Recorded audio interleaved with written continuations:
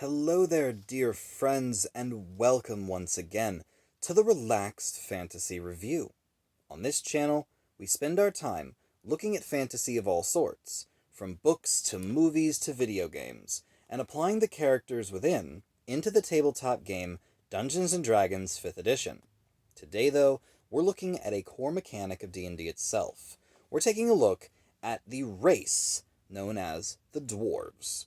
Dwarves are one of the sturdiest, stoutest, and greatest fighters in all of the land, well known for their craftsmanship and their culture. But mechanically speaking, how do dwarves stack up against the other races in D&D? Let's have a look.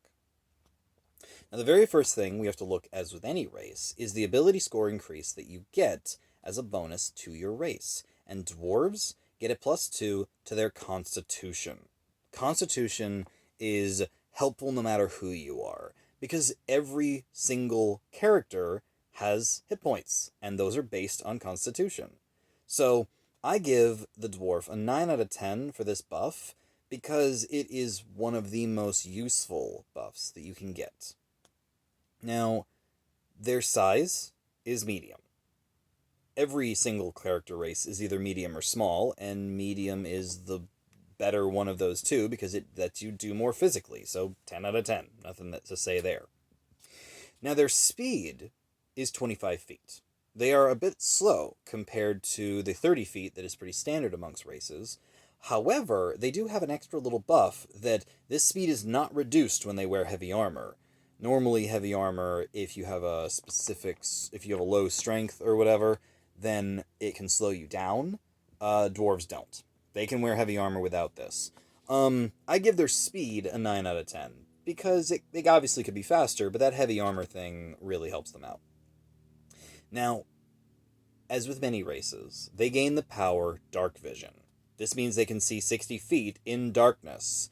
They can't see in color, but they can see in shades of gray, and they don't need light underground. So this is a 10 out of 10 power. A lot of races get it, but it's always nice when you get it. And if you don't have it, you miss it. Now, next thing they have is Dwarven Resilience. Dwarven Resilience means they have advantage against poison and resistance to poison damage inherently. This power is just there all the time, so poison doesn't affect dwarves as much. Poison's not the most common damage type in the game, but it does come up, and having any damage resistance is nice. I give this a 9 out of 10. They also have Dwarven combat training. They are proficient in battle axes, hand axes, hammers, and warhammers. Now, a lot of combat-based classes, like paladins and fighters, get these proficiencies anyway, but think about this. If you were a non-fighting character, such as a wizard or a druid that doesn't necessarily get all these, having these extra proficiencies can almost double the weapons you can use. Now, again, it's not something that usually comes up, because if you're going to be fighting with powerful weapons, you're probably a fighter and can do it anyway. But it's nice to have it in your back pocket, rather than being a wizard holding a dagger, to be a wizard holding a warhammer or a battle axe. So, I give this a 7 out of 10. It's nice sometimes, when it's really necessary. Another thing they get is a tool proficiency. Lots of classes don't include tool proficiency, so being a dwarf gives you proficiency in smiths, brewers, or masons' tools. Some tools that can be pretty nice in specific situations, and adding a tool proficiency to your character really rounds them out pretty well. It's a limited selection, but the masons and smiths tools really can be nice, and the brewers add a nice little roleplay element. I give this 7 out of 10. The next one is Stone Cunning. This lets them double their proficiency when they do history checks based on stonework.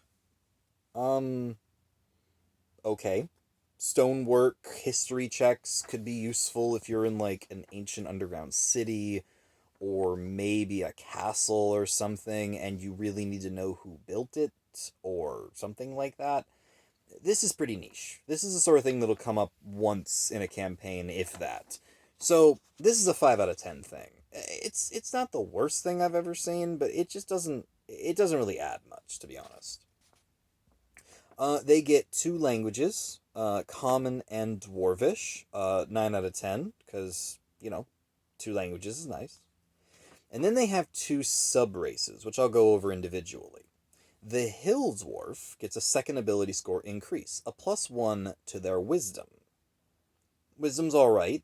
It's not the best, and it's only a +1. I give this a 6 out of 10 for their extra little bump in Wisdom. They also have the Dwarven Toughness power. This means they will gain an extra hit point every single level to their HP maximum. This is kind of equivalent of having another +2 to their Constitution. I mean, it's +1 every level, but that adds up over time, and having 10 hit points that other dwarves wouldn't have, or other races wouldn't have, if their stats are equal to yours, at level 10, is kind of nice. It's a little buff. I give this an 8 out of 10 for the basic toughness. The Mountain Dwarf is the other option. They get an ability score increase, and they're one of the only ones in the game to get another +2. So they get a +2 to their strength. This is fantastic. I mean, strength isn't the most well-rounded skill or stat in the game. It's only really useful if you're a frontline fighter, but it's still an 8 out of 10 to get a +2 to it, so can't complain there. And then they also get the Dwarven Armor training. Just like they're proficient with specific weapons, they automatically become proficient in light and medium armor. Again, imagine being a sorcerer or a wizard or someone who doesn't naturally get armor. Now suddenly you can wear light and medium armor just because you're a dwarf. Think about this. You're a wizard. You don't normally get good weapons or armor, but if you're a mountain dwarf wizard, you can wear medium armor if you want to. Light armor, if you have a high dex, might even be better. And you can carry a battle axe or a warhammer with you. I mean, that's kind of cool. So I give this an 8 out of 10. It's nice to have more armor proficiencies. And again, if you're a fighter or a paladin or whatever, then this isn't going to add anything to you, but it definitely will help classes that don't naturally get armor. And that is the Dwarf, Hill and Mountain. When you crunch the numbers all together, Hill Dwarves and Mountain Dwarves both get an 8 out of 10. Some of their powers are a little bit weird. That weapon training and that stone cunning. It's stuff that, like, is helpful when it's helpful. And it is sometimes, and sometimes it isn't. But resistance to poison, dark vision, constitution, their extra tool proficiencies. This is all good stuff. And being a dwarf is not something that will disappoint someone. I like dwarves. I think that they are a useful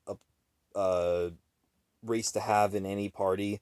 And while they do make amazing paladins, fighters, and barbarians, consider the potential of dwarves that use magic, and the fact that their extra armor and weapon proficiencies will round them out, helping patch up some of those holes in those classes.